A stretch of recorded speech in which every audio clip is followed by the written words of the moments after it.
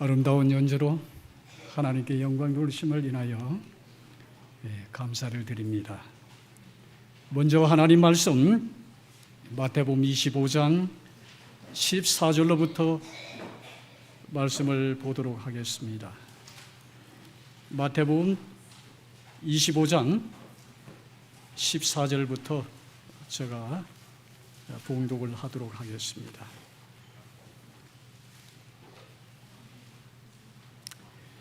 또 어떤 사람이 타국에 갈지 그 종들을 불러 자기 소유를 맡김과 같으니 각각 그 재능대로 하나에게는 금 5달란트를, 하나에게는 2달란트를, 하나에게는 1달란트를 주고 떠났더니 5달란트 받은 자는 바로 가서 그것으로 장사하여 또 5달란트를 남기고 2달란트를 받은 자도 그같이 하여 또 2달란트를 남겼으되 1달란트 받은 자는 가서 땅을 파고 그 주인의 돈을 감추어 두었더니 오랜 후에 그 종들의 주인이 돌아와 저희와 회개할세 5달란트 받았던 자는 5달란트를 더 가지고 와서 가로되 주여 내가 5달란트를 내게 5달란트를 주셨는데 보소서 내가 또 5달란트를 남겼나이다.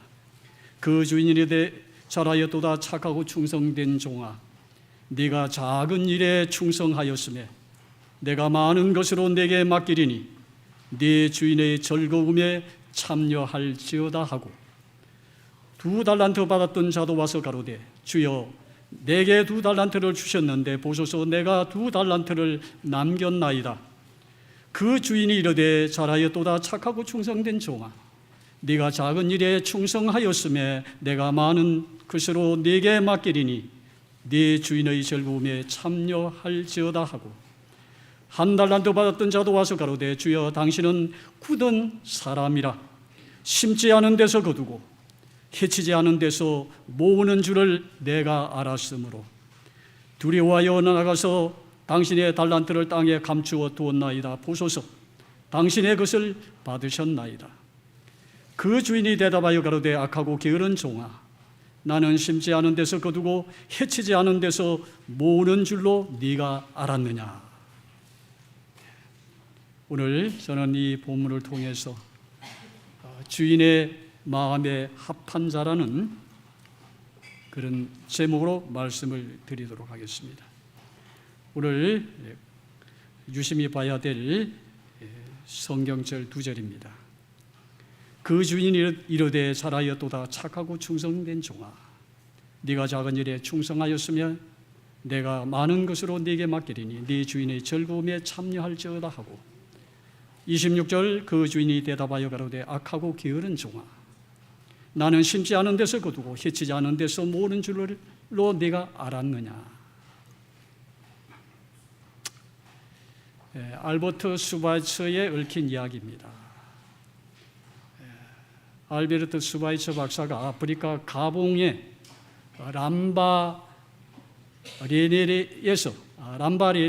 람바레네에서 병원을 운영할 때의 일입니다. 어느 날 이 슈바이처 박사가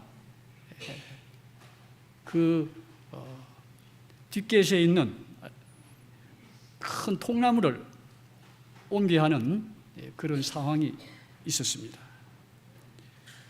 혼자 이 통나무를 굴리기에는 조금 힘이 붙였어요. 그런데 마침 옆에 보니 깨끗한 흰옷을 입은 한 청년이 그늘나무 밑에 쉬고 있었습니다. 그래서 슈바이처 박사는 그 젊은이에게 도움을 요청했습니다. 이복에 저 통나무를 함께 좀 옮겨주지 않겠나 그렇게 요청을 했어요. 그러자 그 청년은 자신을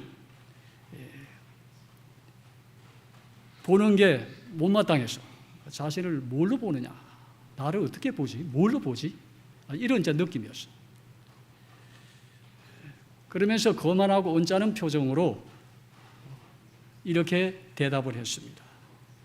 저는 글을 많이 배운 사람입니다. 그리고 글을 많이 아는 지식인입니다.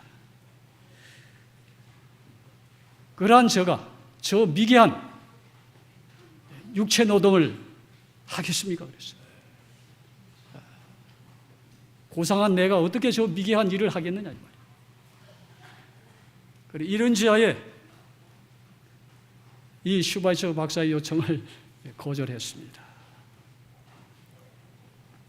슈바이처 박사는 그 청년의 그러한 거절에도 불구하고 화를 내거나 그를 비웃는 대신 거저 미소를 지으며 이렇게 대답했다고 합니다.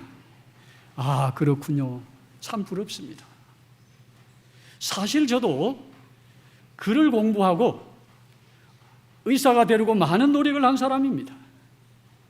그러나 통나무 하나 제대로 못 옮기는 안타까운 사람은 되고 싶지 않습니다. 이렇게 대꾸를 했다 그래요. 이 말은 많이 배운 사람은 통나무 하나도 옮길 수 없는 그런 무力자라는 거죠. 오늘 제목을 제가 말씀한 것처럼 주인의 마음에 합한 자, 어떤 사람이 주인의 마음에 합한 자인지 이제 함께 찾아가 보도록 하겠습니다. 실물교훈의 말씀입니다. 그리스도께서는 감난산 위에서 제자들에게 당신의 재림에 대하여 말씀하신 일이 있었다. 이건 마태복음 24장의 내용입니다. 지금 마태복음 24장으로 연관해서 25장까지 가는 거예요. 별개의 문제가 아니고 거기에 따르는 성도들이 해야 할 일에 대해서 말씀을 하는 거예요. 이 마지막 때에 이 긴박한 시간에 성도들이 어떻게 영적인 준비를 이루어야 되느냐는 교훈의 말씀으로 25장을 준 겁니다. 그런 안목으로 여러분들이 다시 성경을 한번 봉독을 해보시기를 바랍니다. 그분은 당신의 재림의 때가 가까웠음을 보여줄 징조를 말씀해 주셨고 24장에서요. 그 다음 당신의 제자들에게 깨어 준비하라고 명하셨다. 그는 깨어 있으라 너희는 그 날과 그 시를 알지 못하니라. 이 마태복음 25장의 열처녀 비유. 열처녀 비유를 통해서 우리가 어떤 영적인 인식을 가지고 있어야 되느냐, 준비를 해야 되느냐. 재림의 날을 맞는 성도들의 영적 생활을 말씀하시는 거죠. 그리고 다시 반복하여 경고하셨다. 이것은 성령의 하고 싶은 성령의 소욕이라는 말은 하고 싶은 바입니다. 성령께서 우리를 감동시키시는 그런 영적인 준비를 이루어야 된다는 그런 뜻이 되겠죠. 다음으로 그는 그의 재림을 기다리는 것이 무엇을 의미하는지를 보여주셨는데 그것은 무료하게 기다리는 일로 시간을 보낼 것이 아니라 부지런히 일하면서 시간을 보내라는 것이다. 이게 이제 오늘 본문의 말씀이에요. 성령의 소욕을 통해서 성령의 기름 받음을 통해서 우리가 성령의 마지막 늦은 비 성령의 준비를 이루어야 됨과 동시에 우리 거룩한 백성들이 이 마지막 때 어떻게 하면서 시간을 보내야 하는 것인가?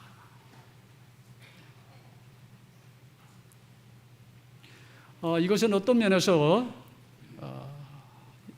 우리 산흥중앙교회가 9월 19일이면 70주년 창립 70주년이 되죠. 아까 보니까 D-Day 40일이더라고요. 40일 후면 70주년 행사를 하게 됩니다. 오늘 이러한 시간 앞에서 과연 이 교회가 그리고 우리 각자가 주인이신 우리 예수님의 마음에 합한 그러한 모습을 가지고 있느냐 하는 것을 점검해보는 그런 시간이었으면 좋을 것 같습니다. 주인은 그 일한 종들을 칭찬할 때 그들이 한 일을 큰 일이라고 하지 않았어요. 작은 일이라고 그랬어요. 이게 과연 작은 일이었을까요? 조금 후면 제가 이 달란트가 얼마나 가치가 있는지를 제가 보여드릴게요. 큰 일입니다. 엄청난 수익을 올린 거예요. 그야말로 요즘 말로 말하면 대박을 이룬 일입니다. 그럼에도 주인은 큰 일이라고 하지 않았어요. 작은 일이라고 했어요.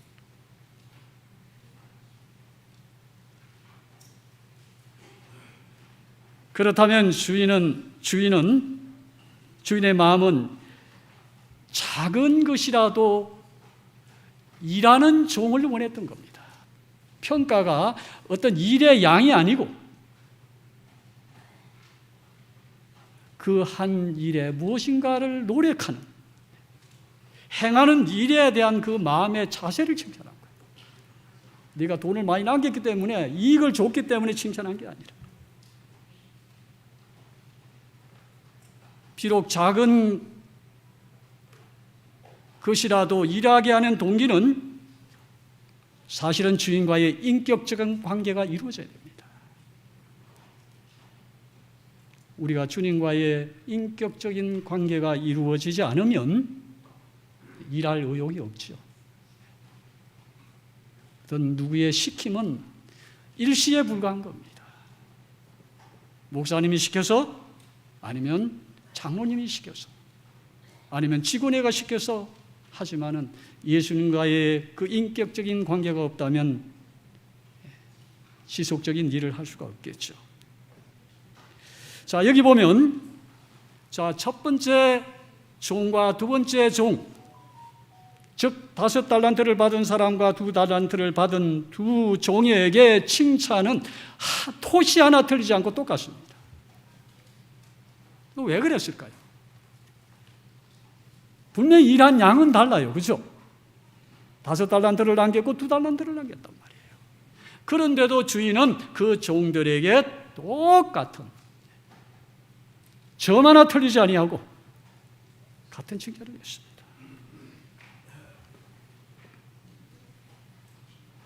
이것을 거래적인 관계로 해석한 것이 아니라 인격적인 관계를 바랬던 것이죠.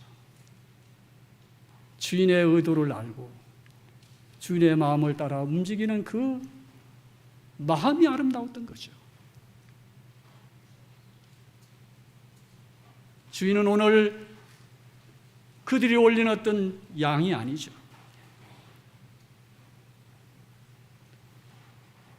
인격적 관계는 상대를 자기 이익의 수단이나 도구로 여기지 않습니다. 쉽게 말하면, 비유를 든다면, 좀 예를 든다면 이런 겁니다. 인격적인 관계와 비인격적인 관계,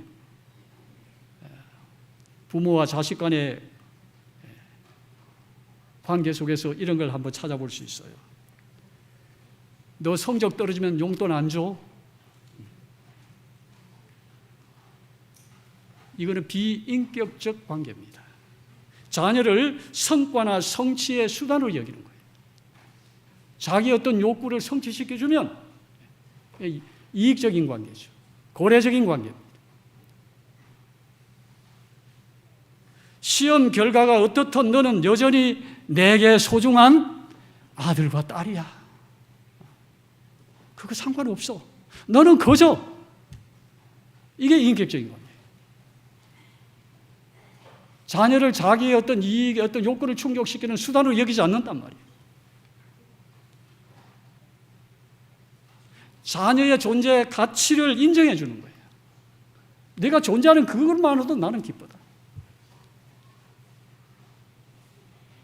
그런데 또 자녀는 이러한 부모의 마음을 헤아리지 못하고 부모가 마치 자기가 뭐 이게 용돈을 잘 주는 어떤 도구로도 생각할 수도 있어요. 그런 자녀라면 부모는 섭섭할 수도 있죠. 그 부모의 마음에 합한 마음이 뭘까요? 부모가 자식에게 바라는 그런 인격적인 가치를 존중해 주는 것처럼 자기도 그걸 존중해 줄 때 부모의 마음에 합한 마음이 될 수가 있겠죠. 자, 노동 가치가 이런 겁니다. 한 달란트를 계산해 보면 하루 일당 20만 원을 계산할 때 노동자 일당 요새 한 20만 원 하죠.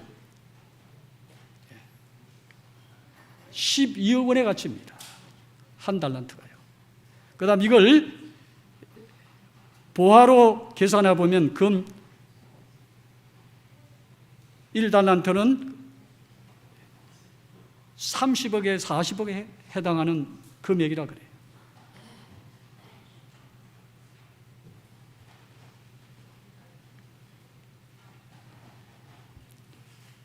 자, 오늘 이 평가는, 하늘의 평가는 우리가 많고 적음을 논하는 그런 일이 아니라는 겁니다.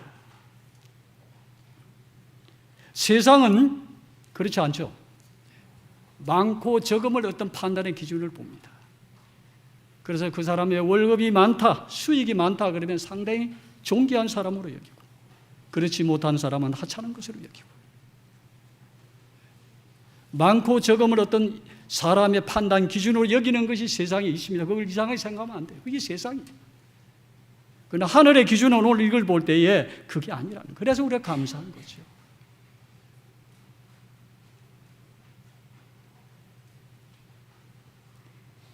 세상은 그래서 큰 걸 좋아합니다.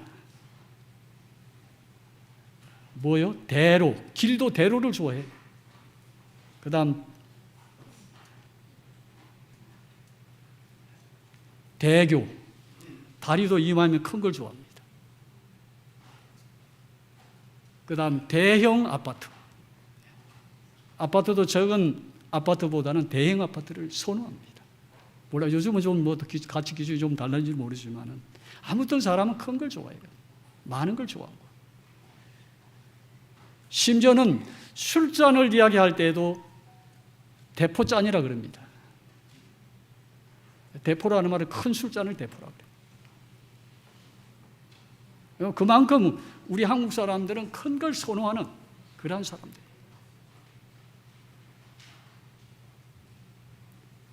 그래서 그것은 다 이익적인 관계입니다.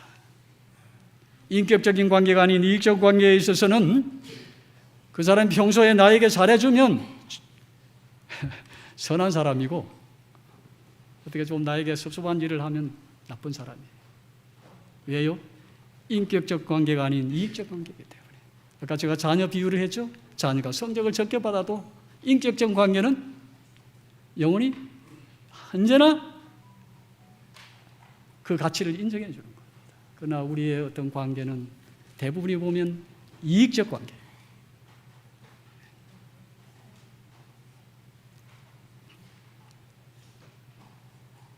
그러나 하늘은 그런 관계가 아닌 우리의 존재를 똑같이 인정해 주는, 5달란트를 받은 사람이나 2달란트를 받은 사람이나 똑같이.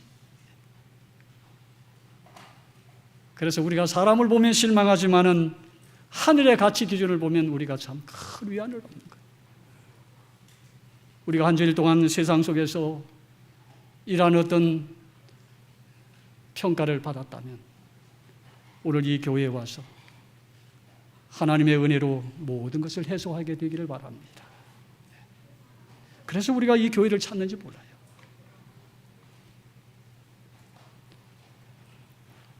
요한복음 1장 16절에 보면 우리가 다 그의 충만한 데서 받으니 은혜 위에 은혜라.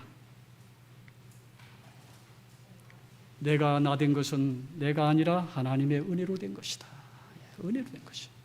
내가 뭘 잘해서가 아니라. 내가 부족하지만 하나님은 우리를 인격적인 관계로서 우리의 가치를 인정해 주는 거죠. 자, 착하다는 말이 뭘까요? 오늘 이 착하고 충성된 종이라 그랬는데 착하다는 말이 뭘까?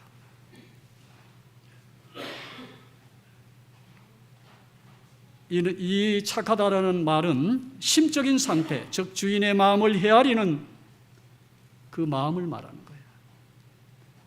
주인의 의도를 헤아리는 것.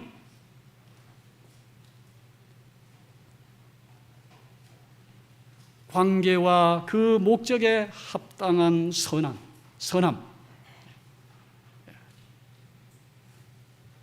관계에 합당한 그런 심적인 상태, 이런 것들을 선하다고 해요. 그러니까 이 5달란트와 2달란트를 받은 이 종에게 주인이 칭찬하는 것은 이것 때문이었어요. 네 신성이 참 아름답다. 네가 어떻게 내 마음을 그렇게 시원하게 해주느냐. 만나 주석에 보니까 그 주인의 마음에 합한 자라는 의미로 이해하면 좋겠다. 이 착한 종이라는 뜻이. 네가 어떻게 그렇게 내 마음에 쏙 드느냐. 마치 가려운 데를 긁어주는 것 같은 그런 종들의 행위에 대해서 칭찬한 겁니다. 그 행위를 착한 종이라고 그랬어요.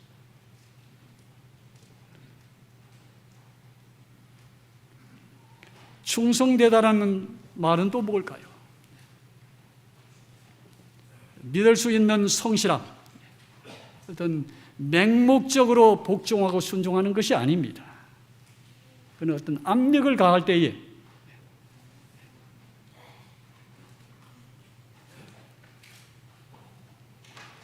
이거는 잠언 25장 13절에 충성된 사자는 그를 보낸 이에게 마치 수사는 날의 얼음 냉수 같아서 능히 그 주인의 마음을 시원하게 하느니라. 충성된 종은 그 주인을 아주 시원하게 준다는 것을 말씀하고 있습니다. 자, 충성에 대한 한자풀이를 좀 보면요, 충성할 충자죠. 이 한자는 가운데 중자와 마음 심자로 합쳐져서 만들어진 글자입니다. 이 말은 뭐냐면 올곧고 지우침 없는 순수한 마음, 마음의 한 중심, 쉽게 말하면 우리의 마음의 중심에 성자가 뭡니까? 말씀 원자에다가 이루성자거든요. 그러니까 다시 말하면 그 말씀을 우리 마음 중심에 깊이 새겨서 그 말씀을 이루려는 노력, 그걸 이야기할 때 충성이라고 해요. 그러니까 쉽게 말하면 주인이 그 종들에게 요청한 것을 허지로 듣지 아니하고 아주 그것을 귀하게 여기고 마음에 각 새겨두었다. 그 말씀을 이루려고 노력했던 그 행위에 대해서 주인은 이렇게 칭찬한 겁니다. 네가 충성되다.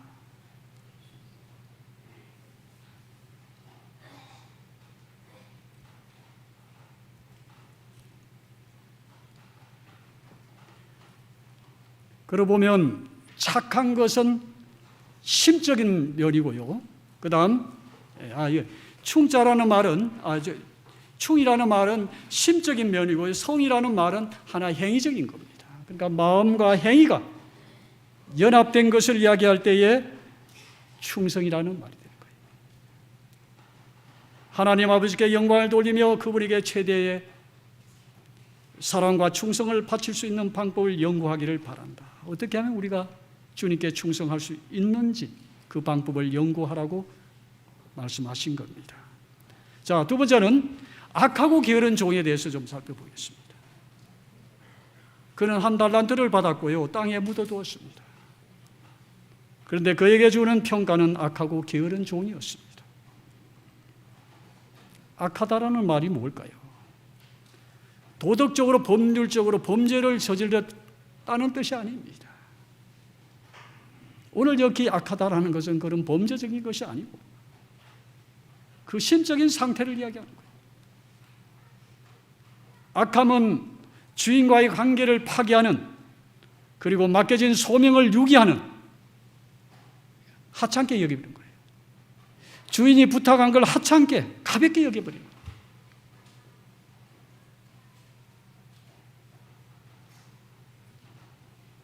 이것을 비인격적 관계라든지 아니면 고래적인 관계로 생각했던 겁니다. 그래서 그런 문제 때문에 이 종에게 주인은 평가하기를 악한 종이라고 그랬어요. 나를 그렇게 거래의 한 대상으로 보았느냐? 내가 그렇게밖에 보이지 않았느냐? 네가 그런 마음을 가졌다니 섭섭하고 너는 악한 종이다. 그 섭섭함을 악한 종이라고 표현한 거죠. 사실은 이 한 달란트는 결코 작은 돈이 아니었다는 걸 우리가 보았습니다. 물론 사람이 똑같을 수는 없어요. 근데 내가 가지지 못한 것에 대해서 내가 가지지 못한 것을 남이 가진 것에 대해서 우리는 불평할 이유가 없어요. 그러게 되면 그 사람의 인생은 항상 불평의 인생으로 끝나는 겁니다. 오늘 내게 주어진 것에 대해서 감사할 필요가 있죠. 이 종이 바로 그런 거예요. 감사할 줄을 몰랐던 겁니다. 자기는 한 달란트, 옆에 보니 5달란트와 2달란트를 받은 사람을 보니 자기를 가소평가하는 그것이 가소평가한 주인이 못마땅했겠죠. 우리가 감사하는 마음을 가질 이유가 있습니다. 감사를 잃어버리면 우리는 악한 종이 될 수밖에 없어요. 감사를 잃어버리는 것은 주님과의 인격적 관계를 파괴시키는 일과 같은 것입니다. 그런데 이런 사람들의 대체적인 특성이 뭐냐면 남 탓으로 돌립니다. 자기 잘못은 없어요. 악한 종의 특징이 이 사람도 핑계는 있죠. 그래서 핑계를 이야기합니다.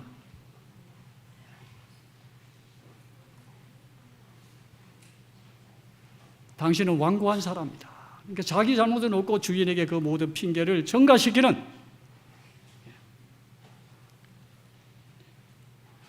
우리가 어떤 교회의 일에 있어서 우리는 그런 사람이 아닌가. 내가 왜 일하지 않느냐? 못마땅한 사람이 있어서.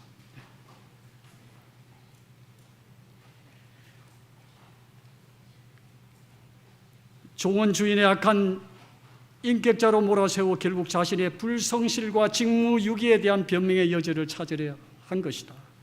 그는 주인의 인격을 매도하는 더 큰 죄를 주인 앞에 범하였다.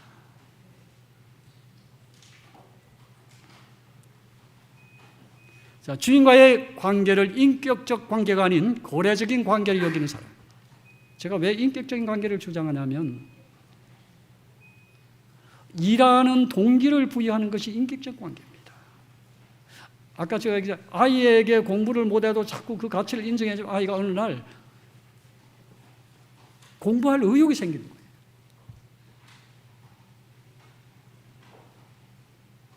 주님과 인격적 관계를 이룬다면 일할 의욕이 생기고요.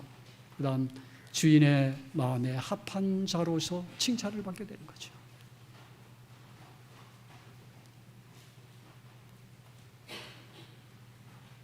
자, 이것을 하나 제가 예를 들면 프랑스의 18세기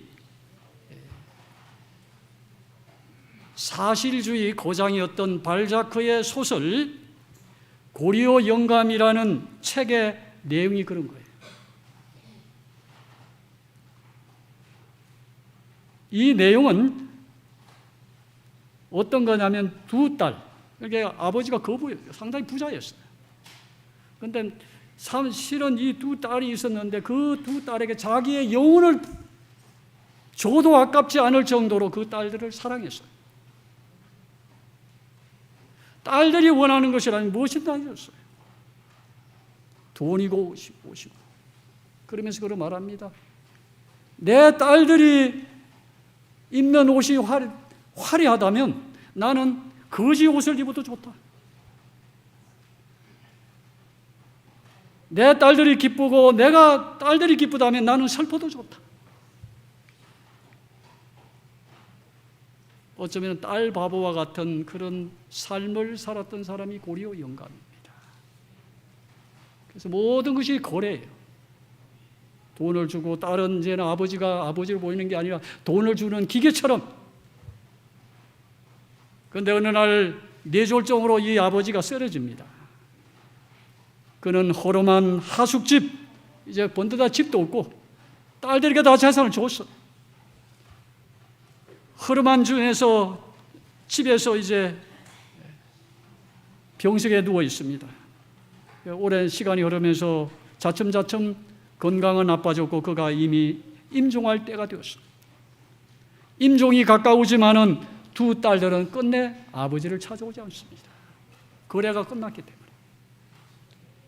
아버지가 우리에게 줄 돈이 없는 거예요. 그래서 이 고리오 영감이 말합니다. 내가 딸들에게 줄 돈이 있었다면 내 딸들이 왔을 텐데. 그렇게 되뇌입니다. 그러면서 그는 딸이 오지 않는 상황에서 비참한 죽음을 맞이하게 되죠.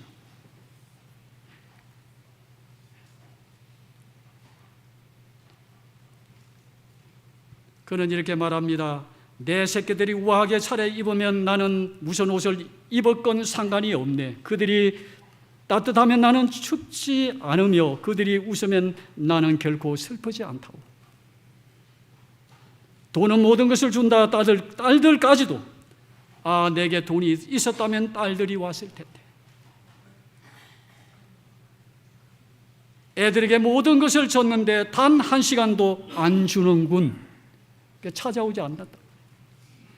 나는 모든 재산을 줬건만 그들은 나의 임종을 위해서 한 시간도 주지 않았다. 그렇게 하면서 생을 마감합니다.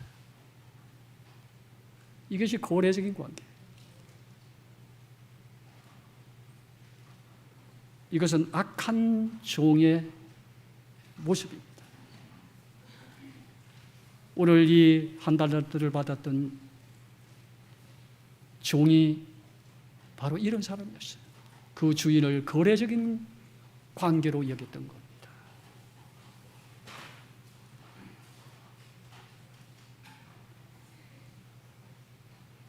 인격적인 관계의 사람은 이렇습니다. 비록 무화과 나무가 무성하지 못하며 포도나무에 열매가 없으며 감람나무에 소출이 없으며 밭에 먹을 것이 없으며 우리의 양이 없으며 위안간에 소가 없을지라도 나는 여호와로 말미암아 즐거워하며 나의 구원의 하나님으로 말미암아 기뻐하리로다. 이게 하나님과의 인격적인 관계예요. 그가 있건 없건, 그가 내게 무엇을 주건 안 주건, 나는 그분이 나와의 인격적인 관계의 노임을 인하여 감사한다.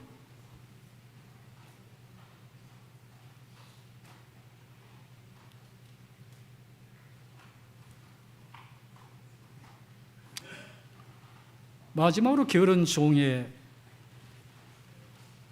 특징을 하나 보겠습니다. 많은 악하고 게으른 종아 그랬습니다. 게으르다는 이 종의 모습은 어떤 것인가? 게으른 사람의 대체적인 특징은 무언가 하려고 하지 않고 머리만 굴립니다. 그래서 이런 걸 잔머리라 그래요. 그죠? 좀 비속어입니다만은 통밥이라는 말을 하죠. 움직이는 싫어하면서 통밥은 잘 굴린다.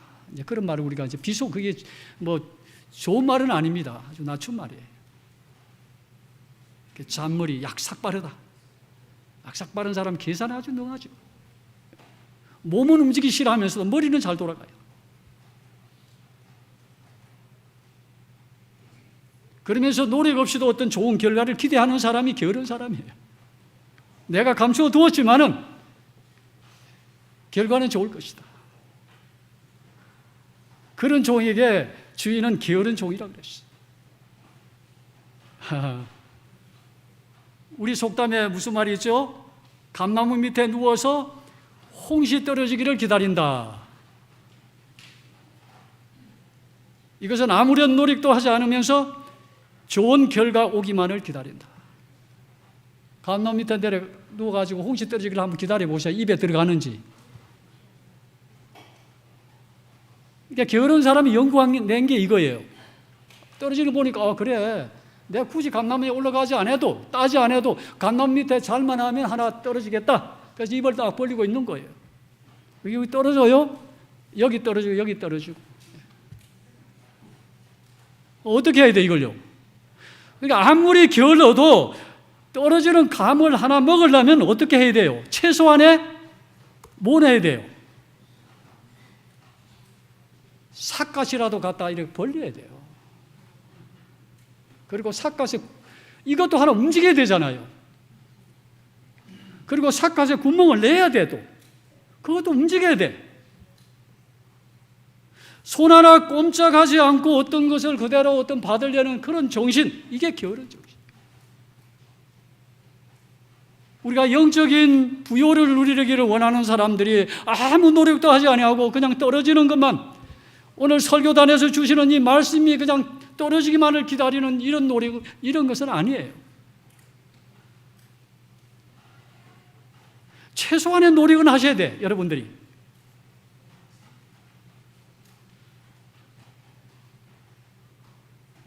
하지 못해 말씀을 잘 받기 위해서 기도를 해야 될 거 아닙니까? 또 오기 전에. 아닙니까? 하나님, 오늘 제가 말씀 드릴 때 그 말씀이 제게 잘 이해되도록 최소한의 노력을 해야 돼. 그래야 그게 하나 들어가는 거지. 오늘 설교단 밑에 입을 벌리고 앉았다 해서 설교 말씀이 다 들어오는 게 아니에요.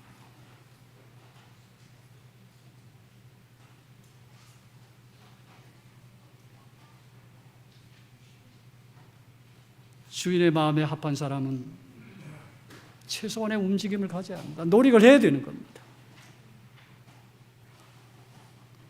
그것이 비록 작은 것일지라도, 아까 큰일이 아니지, 작은 것이라도, 그게 주인에게는 작은 것일지라도 주인은 칭찬하는 거예요.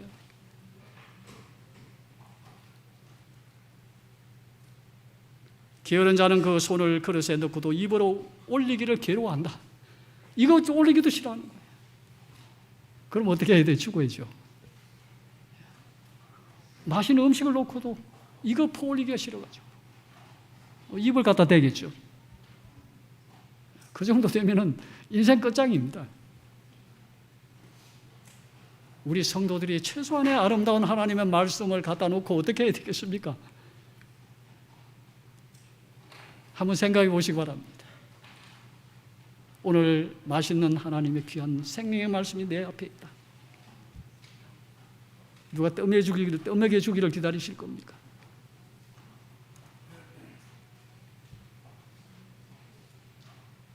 착하고 충성된 종은 주인과의 인격적 관계를 이루어 주인의 말을 마음 중심에 새기고 그것을 이루려는 최선의 노력을 기울이는 사람입니다.